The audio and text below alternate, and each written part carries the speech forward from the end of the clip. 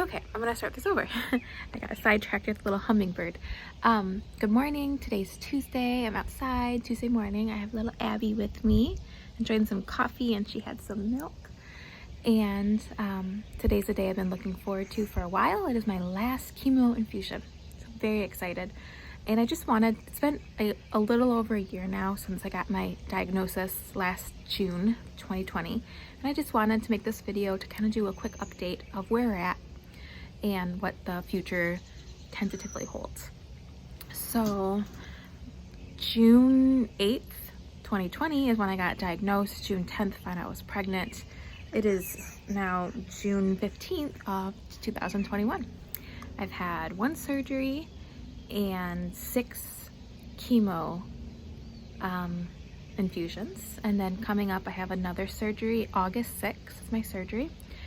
And then I will go straight into radiation and start taking medication for hormone therapy.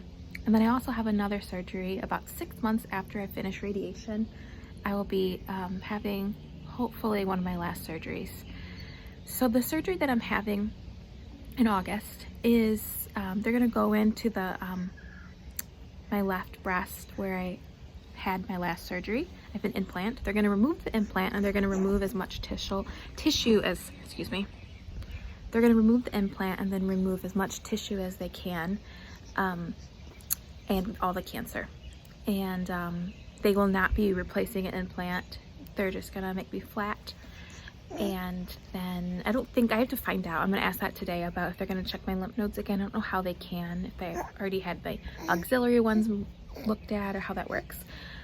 So that surgery is August 6th, and I'm hoping it's going to be, I've said this before, a little easier recovery than last summer, but I don't know what it will be like. Then 6 months after, I met with my, that would just be with Dr. Dossett, who is a breast surgeon.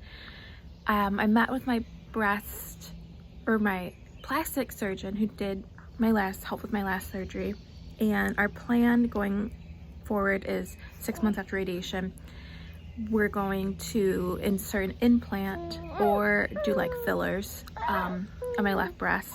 So I'll have a breast, and then also I want my right side removed. I've come to that decision. I just don't want to ever have to do this again.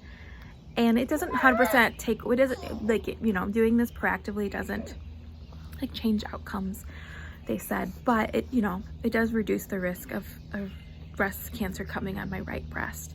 And, you know, we don't know why I'm getting these cancers, you know, right? They're hormone driven, we know that. And pregnancy definitely had something to do with like the recurrence, but we don't know why I'm getting them. They're assuming, you know, if I'm young and looking at all my like risk factors are so low, they're assuming I do have some kind of gene mutation that they just haven't discovered yet. That's kind of what I've been told, you know, and that's not guaranteed. We don't know. I mean, she's talking. She's talking. Are you talking? And so, what was I gonna say? Yeah, so I'm gonna have my right side removed. And there's a couple different options. Because my left side won't have much tissue to rebuild, they're looking at using some skin from my arm. Skin and muscle from like my arm or my like shoulder blade.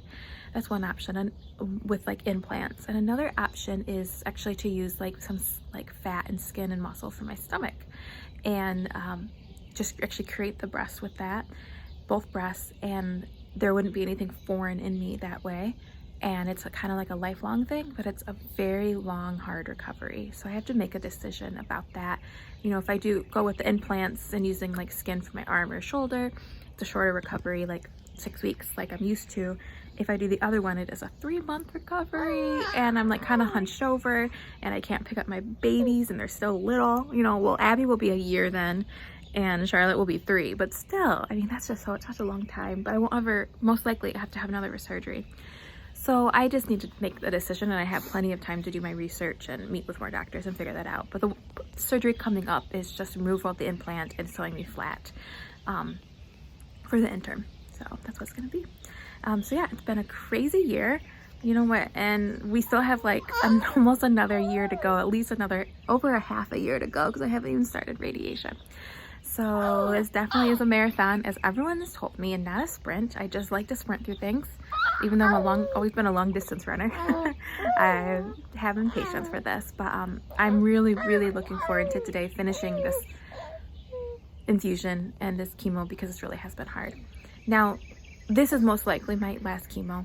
There is a possibility, I think I mentioned this before, after surgery, once they look at my pathology and look at the tumor and look up the makeup and look at what's left and do some scans, if